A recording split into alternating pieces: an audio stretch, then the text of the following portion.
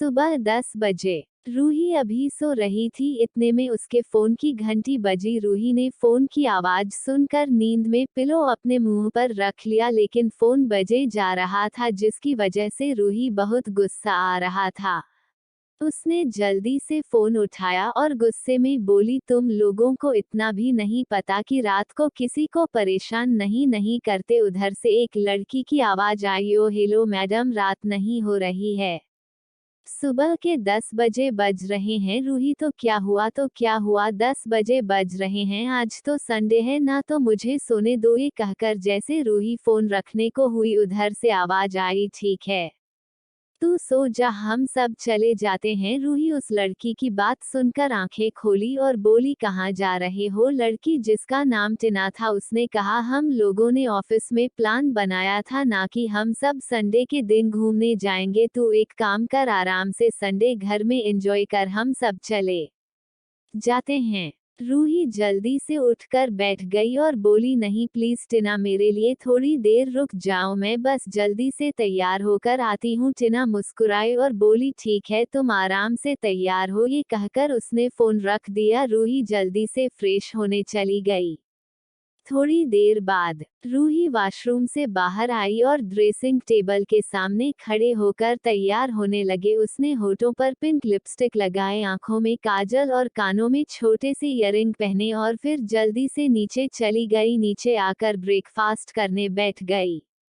एक सर्वेंट ने उसको ब्रेकफास्ट सर्व किया। रूही ने जल्दी से ब्रेकफास्ट किया और हॉल की तरफ चली गई। रूही ने हॉल में किसी को ना देखा तो उसने एक सर्वेंट से पूछा, सुनो सुनो, क्या तुमने माँ पापा को देखा है? सर्वेंट, जिसका नाम आरिफ था, उसने कहा, मैं वह दोनों तो सुबह ही कहीं बाहर चले गए थे। रूही, बाहर पर कहाँ? आरिफ, सॉरी मैनमा, मुझे नहीं पता। रूही, कोई बात नहीं, तुम्हारे बॉस कहाँ है? ये तो पता होगा। आरिफ जी, मैं सर स्टडी रूम में है। रूही, ठीक है। ये कहकर रूही स्टडी रूम की तरफ चली गई।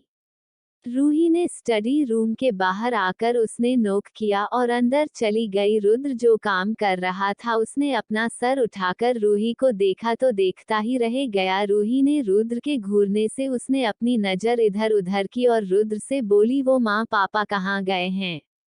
वो मुझे बात कर भी नहीं गए। रुद्र रूही की बात सुनकर होश में आया और बोला, वो अपने किसी दोस्त के घर गए हैं, शाम तक आ जाएंगे। रुद्र की बात सुनकर रूही उदास हो गई। रुद्र ने रूही को उदास देखा तो उसने रूही का हाथ पकड़कर अपने पास खींच, जिससे रूही रुद्र की गोद में बैठ गई और बोला, तुम्हें उनसे क्या काम था? रूही, जो रुद्र के इस तरह खींचने से डर गई थी, वह रुद्र की बात सुनकर बोली, कुछ नहीं रुद्र, कुछ नहीं है तो इसमें उदास होने की क्या जरूरत, और तुम इतना तैयार होकर कहाँ जा रही हो? ये कहकर उसने रूही की गर्दन पर से बाल हटाकर अपने होंठ रख दिए। रूही अपने गले पर रुद्र के होंठ महसूस कर तो कांप गई। रुद्र रूही की गर्दन पर होंठ चलता हुआ बोल, वाइफी, मैंने पूछा तुम कहाँ जा रही हो? रूही, जो रुद्र के इस तरह करने से मदहोश हो रही थी, रुद्र की बात सुनकर उसने रुद्र को अपने से दूर किया और अपनी उंगलियों से खेलते हुए बोली, वह मुझे बाहर घूमने जाना था, बस यही पापा से पूछने आई थी, लेकिन वो यहाँ नहीं है। हाँ, फोन करके पूछ लेती हूँ।